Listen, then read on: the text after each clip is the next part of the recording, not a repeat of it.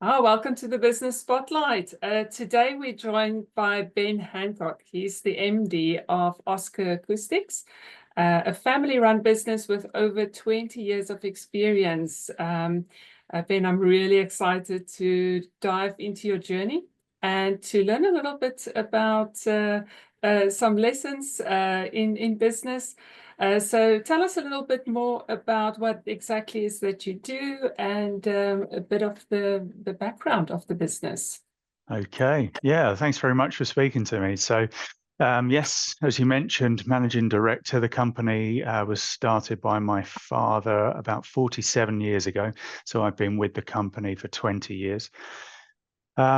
We specialize in acoustic decorative finishes for buildings. So we make reverberant spaces nice to be in. So if you've ever been in a restaurant, for instance, where you're struggling to hear your friends over the table, if you spray our stuff on, everything becomes crystal clear. So it's used in offices, restaurants, film studios. Brilliant. And what's this business journey been like for you to date? It's been interesting. So I started with the company in a company development role, and not long after I started, back then we had two spray teams, and both of our sprayers left within a short space of each other, and there were three of us, and we had to learn how to spray ourselves pretty quick without the training from them. So that was really interesting. It meant that I was on the tools and I got to learn the business inside out from that side of it. I then moved. I was spraying my own jobs, and I was actually running other jobs on the phone whilst I'm spraying those jobs. Then I went mainly into project management, and that ended up being going into sales as well, which led into, I then ended up in marketing. I've done pretty much every single role in the business. So now as managing director, it's great. I've kind of done it all. And actually it's really nice if I go on site and we've got quite a difficult job, our spray teams might try to put the wool over my eyes and say, oh, well, you can't do it because it's really difficult because of that. It's nice to be able to jump up on the scaffold, Terence, and say, come on, this is how you do it. And you get a bit of respect from the guys, I think, there. Oh, brilliant. Ben, what would you say is some of the biggest lessons you've learned being in business for so many years? Yeah, so I think that the biggest lesson is to always keep an open mind as to why an employee might be behaving the way they are. Robin Williams, he was quoted as saying, everyone you meet is fighting a battle you know nothing about. So if you jump into a situation thinking you know it all, you're probably going to get it wrong. We had a situation that years back, we were bringing a guy in. We thought we might be parting ways with him to begin with, and he was just losing his temper all the time on site. And when I brought him in and started having a chat with him, he started to open up a bit. And it turned out that a few weeks after he'd started with us, he was kicked out of his flat he was living in, and he was actually living in his car. So it kind of explained why he was losing his temper a bit. So, knowing that, we can then help him out. So we put him in a hotel for the weekends, and then we were trying to send him on away jobs, so the hotels were already sorted for him, and he become a good guy. So it was a nice story. Had I jumped to a conclusion, not the best thing to do. Yeah. Oh, that's such a good story there, and a very valuable lesson there. Thanks for sharing that, Ben. Biggest hurdle that you've overcome, and what did you learn from that? Right. So I suppose it's in the the growth really of the company. So we had this again. This was years back, and we've learned from that and do things very different now. So we could see a huge amount of work coming our way, and normally we like to train from the bottom upwards, so that way everyone knows the job inside out. Now, we didn't quite have time for that because construction doesn't give you much notice quite often. So what we decided to do was look for qualified supervisors that could do the role, and then we gave them some intense spray training, because our sprayers are the team leaders and supervisors as well. So we trained them up, and then we put them out on site. Now these guys, because they didn't know the rest of the work, the finishing of the product, and even how to load the machine, they got no respect from the other guys that were working underneath them. And actually these guys also behave like divas as well. They swanned onto site, you know, I'm in charge, you do what I say. And it didn't end very nicely. We got through that work, and we turned out good work, but caused a little bit of tension. So we've changed the way we do things now. We have a new training facility where we are now. We're in a new building, which I'll probably come on to a bit later, but we've got a dedicated classroom so they can do all the theory work and exams, and also we've got a top secret practical spray training facility as well. So actually we're able to take people who maybe even didn't have a trade before, and then put them into a well-paid job, train them up, and bring them through as team leaders into extremely well-paid jobs. So that's nice to be able to do that as well. Oh no, I absolutely love that. And you know, having such an impact, but coming from a big hurdle and lesson that you had to learn in business. So yeah, fantastic. What advice would you give to someone starting out in business? I would say prove to your clients you can be trusted. If your clients make mistakes, don't play the short game and be opportunistic. You know, just remember that if you look after a customer, they could become a customer for life.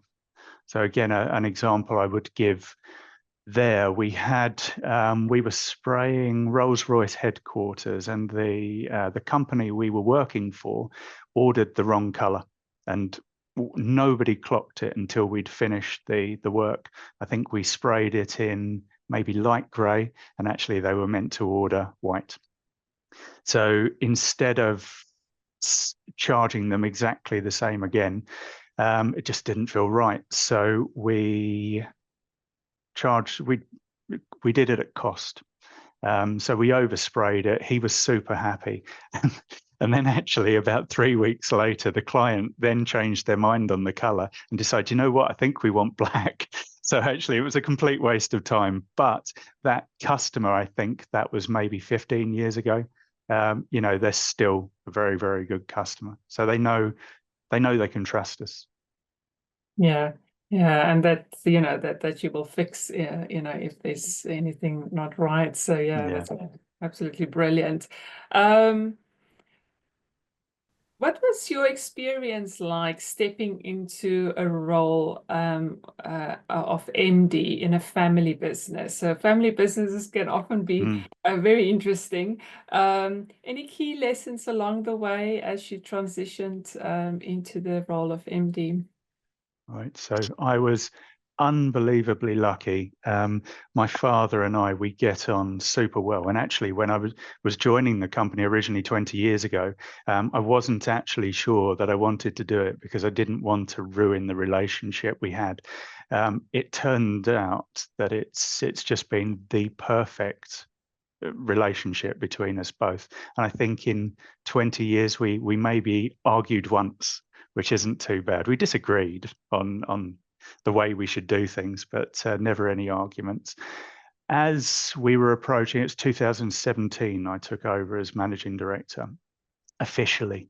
I was taking more and more work off of him and doing more things my way, I suppose.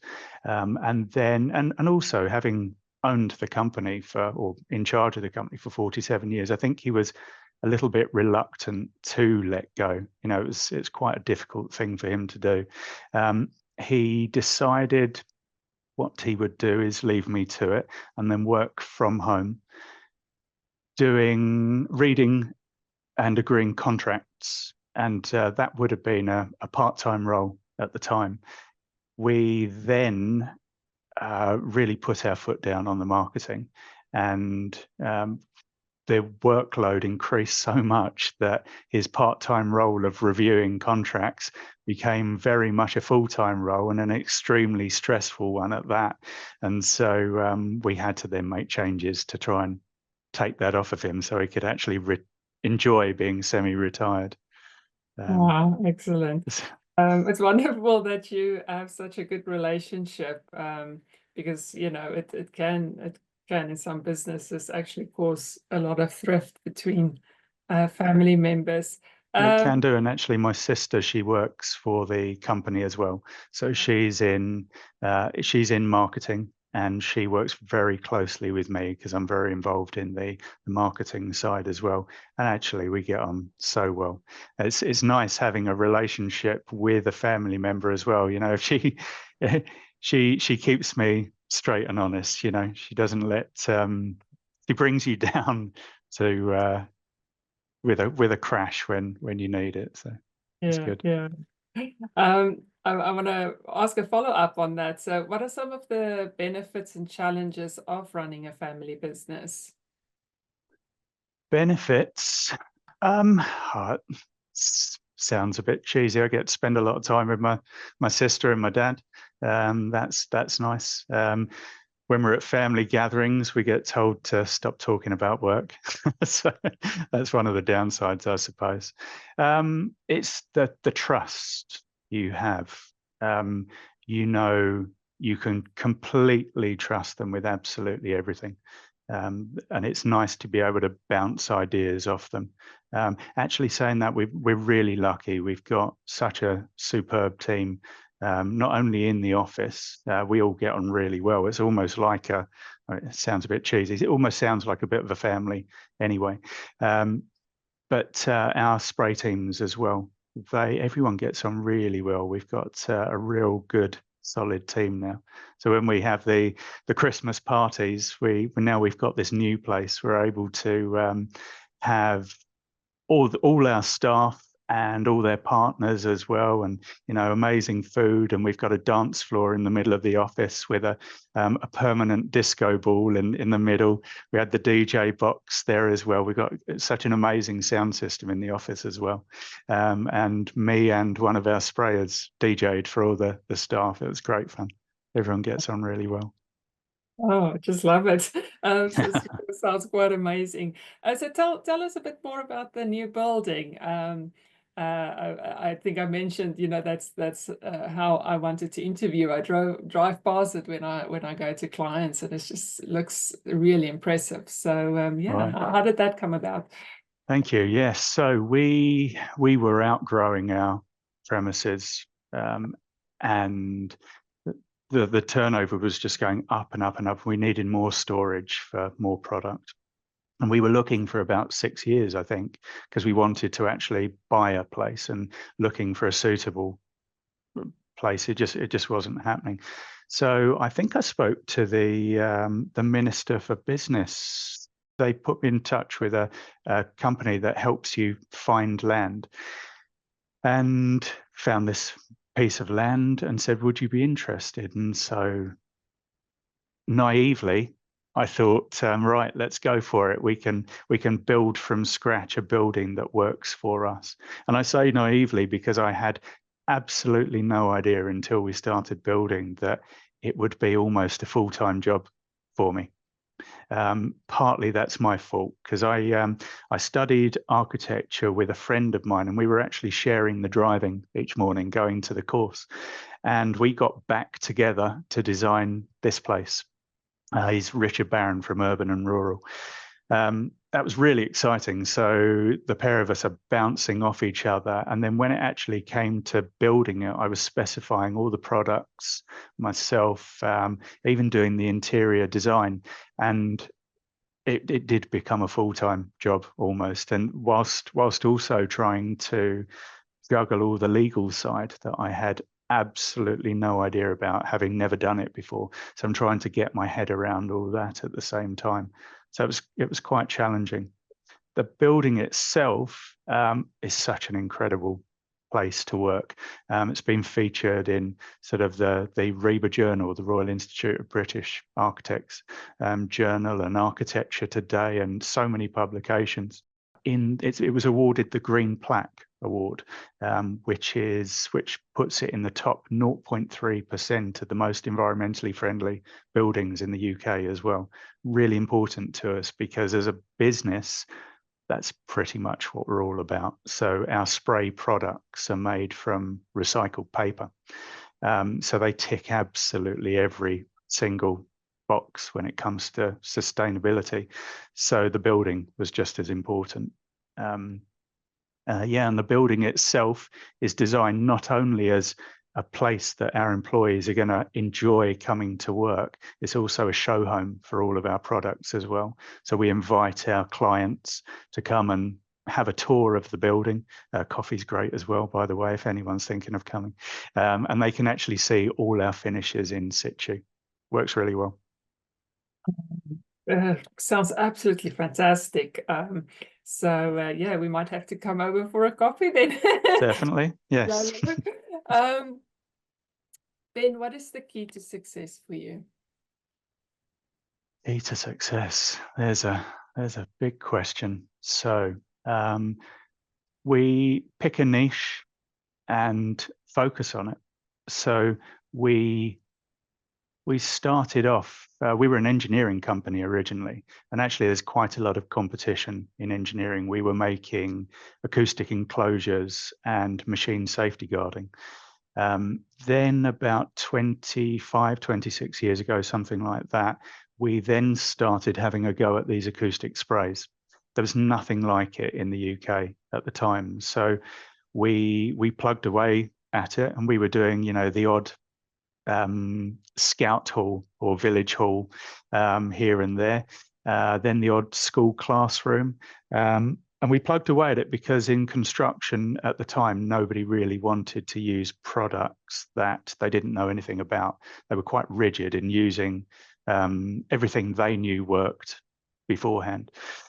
So we just pushed and pushed and marketed in the correct ways. We were quite careful how, with our limited budget, we're a small company, so we had a limited budget. So I had to be very careful and targeted in our marketing spend, and it worked. And we, just grew and grew steadily. In recent years, it's not been quite so steady. I think we were growing about a third a year until last year. Last year, there was a bit of a dip, and I think it was no surprise to learn that we were in recession at the start of the year. I think the commercial building sector really took a bit of a hit. But we had a strong end to the year.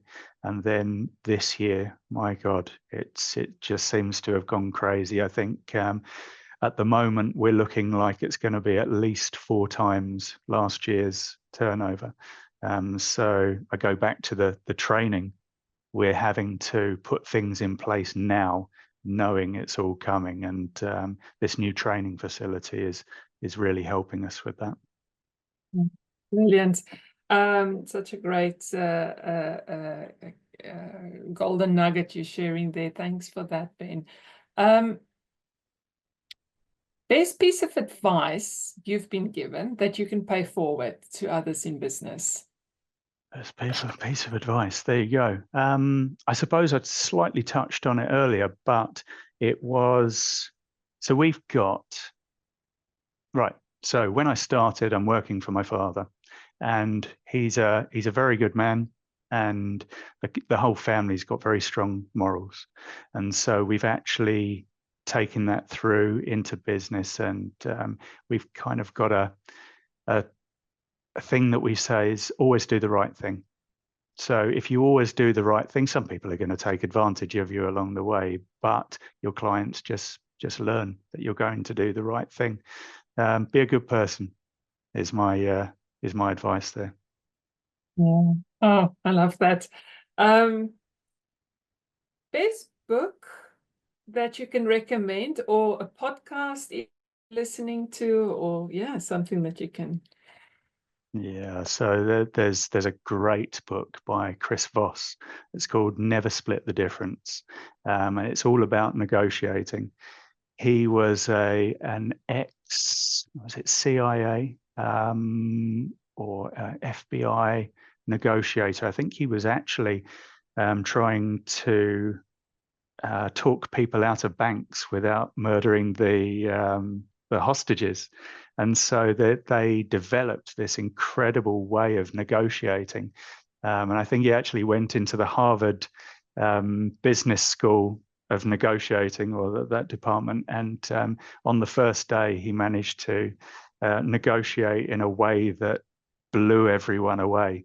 And so he's written this incredible book that gives you tips on how to negotiate properly, but it's laced as well with his experiences and all the situations he's been in. It's really gripping, really interesting.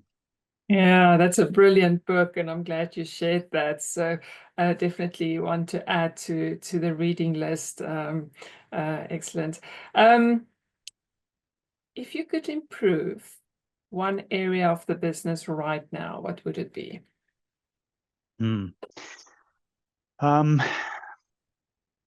It's going pretty well, but it would be, I mean, if I could wave a magic wand, it would be nice to be able to clone our spray teams already trained. We've got so much work coming up, and we're trying to employ at quite a rate, and to get good people that will fit in and not change the dynamic is very difficult. We've taken on, I think, 13 people in the last 3 or 4 weeks, and when your company is only 50 people, these new people are potentially going to make a big difference to the atmosphere. So you have to be very, very careful who you bring in. It would be nice to be able to train them even faster, but you can only go so fast. So you do have to try and look ahead all the time. Yeah, oh, no, that's fantastic. And I think something that many business owners can resonate with as a challenge, finding good talent that fits with the values of the business. So yeah, really, really good there. This has been fantastic, Ben. Thank you so much for coming on to the spotlight today, Thank you. and really appreciate the time. Thank you so much. Brilliant. Thank you.